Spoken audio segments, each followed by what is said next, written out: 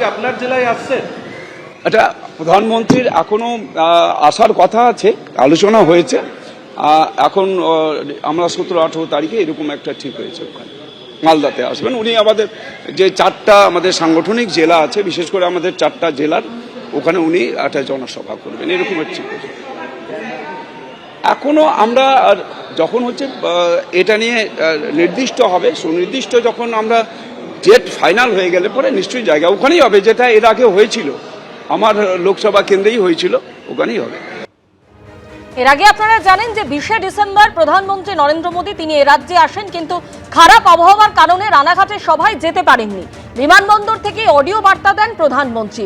আর ইতিমধ্যেই যে খবর সামনে এসেছে যে নতুন বছরে ফের রাজ্যে আসতে পারেন প্রধানমন্ত্রী। 18ই জানুয়ারি মালদায় সভা করতে পারেন প্রধানমন্ত্রী নরেন্দ্র মোদী। প্রধানমন্ত্রী দপ্তরের অনুমোদন পেলেই সফরসূচি চূড়ান্ত হবে। মাসের মধ্যে নতুন বছরে ফের রাজ্যে আসতে চলেছেন প্রধানমন্ত্রী। 18ই জানুয়ারিতে মালদায় সভা করতে পারেন প্রধানমন্ত্রী নরেন্দ্র মোদী। পশ্চিমবঙ্গ বিজেপির পক্ষ থেকে আবেদন জানানো হয়েছে। প্রধানমন্ত্রীর দপ্তরের অনুমতি পেলেই সফরসূচি চূড়ান্ত হবে বলে বিজেপি সূত্রে খবর। জানুয়ারি ফেব্রুয়ারি মিলিয়ে রাজ্যে 2টি সভা করতে পারেন প্রধানমন্ত্রী। এর আগে আপনারা জানেন 20শে ডিসেম্বর খারাপ আবহাওয়ার কারণে রানাঘাটের সভায় যেতে পারেননি প্রধানমন্ত্রী।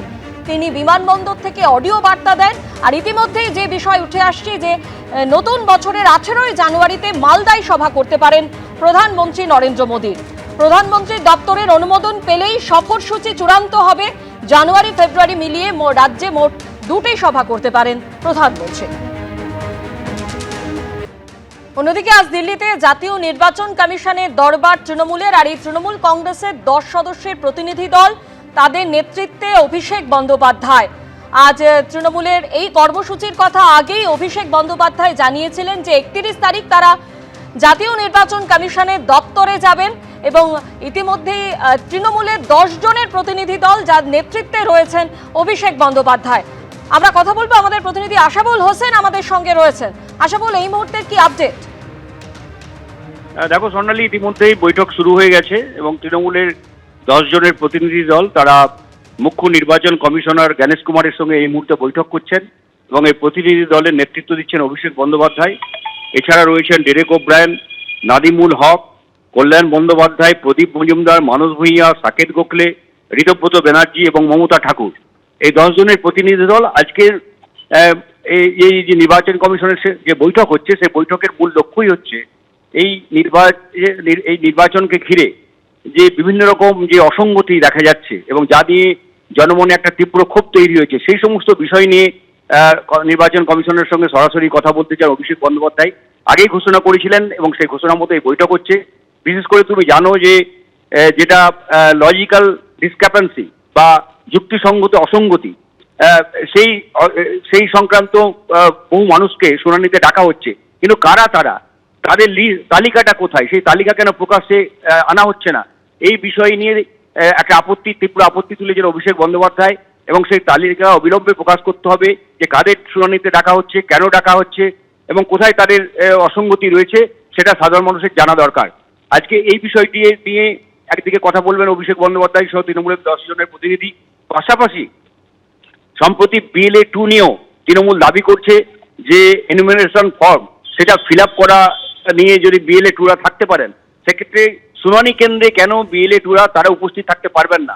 কারণ BLA 2রা সাধারণ মানুষ, যাদের ভোটার তালিকায় যাদের অসঙ্গতি দেখা যাচ্ছে, তাদের শুনানিতে ডাকা হচ্ছে, তাদের সাহায্য করা BLA 2দের কর্তব্য। ফলে শুনানি কেন্দ্রে তাদের উপস্থিত রাখতে হবে। কালকে মমতা বন্দ্যোপাধ্যায় বাঁকুড়ায় জনসভায় বলেছেন নির্বাচন কমিশনের এমন কোনো আইন নেই যে আইন বলে BLA 2দের বাইরে থাকতে হবে, শুনানি কেন্দ্রের ভেতরে নিয়ে যাওয়া যাবে না। ফলে এই বিষয়টা নিয়েও নির্বাচন কমিশনার জ্ঞানেশ কুমারের সঙ্গে কথা বলবেন তৃণমূলের এই প্রতিনিধি দল। পাশাপাশি তুমি জানো যে নিত্য নতুন করে নানা রকম আপডেট আনা হচ্ছে এই নির্বাচন কমিশনের অ্যাপে, যার ফলে ভোগান্তির শিকার হচ্ছেন এই সাধারণ মানুষরা, বিশেষ করে যাদের ডাকা হচ্ছে নানাভাবে। যদিও তাদের দেখা যাচ্ছে যে তাদের যে খসড়া ভোটার তালিকা তাদের নাম রয়েছে, অনেকেই আতঙ্কিত যে কাকে কখন শুনানিতে ডাকা হবে, কেন ডাকা হচ্ছে, এইসব বিষয় নিয়ে কোনো সঠিক ব্যাখ্যা নেই। আপডেট করা হচ্ছে নানা রকম ভাবে, অ্যাপকে জেলা শাসকদের নির্দেশ দেওয়া হচ্ছে নানাভাবে। ফলে এই সমস্ত বিষয়গুলো নিয়ে নির্বাচন কমিশনের সঙ্গে পরিষ্কার কথা বলতে চান অভিষেক বন্দ্যোপাধ্যায়রা। তাদের মূল লক্ষ্য যে একটি বৈধ ভোটারকেও বাদ দেওয়া যাবে না নির্বাচন প্রক্রিয়া থেকে, ভোটদান থেকে, এবং নির্বাচনের স্বচ্ছতা বজায় রাখতে হবে যাতে কোনো মানুষের মধ্যেই যাতে কোনো রকম ক্ষোভ না হয়। এই বিষয়গুলো নিয়ে এই মুহূর্তে কথা চলছে এবং তারপরই তারা এই বৈঠক সেরে বেরিয়ে সাংবাদিকদের সঙ্গে কথা বলে তার বিস্তারিতভাবে জানাবেন। এবিপি আনন্দ, এগিয়ে থাকে, এগিয়ে রাখে।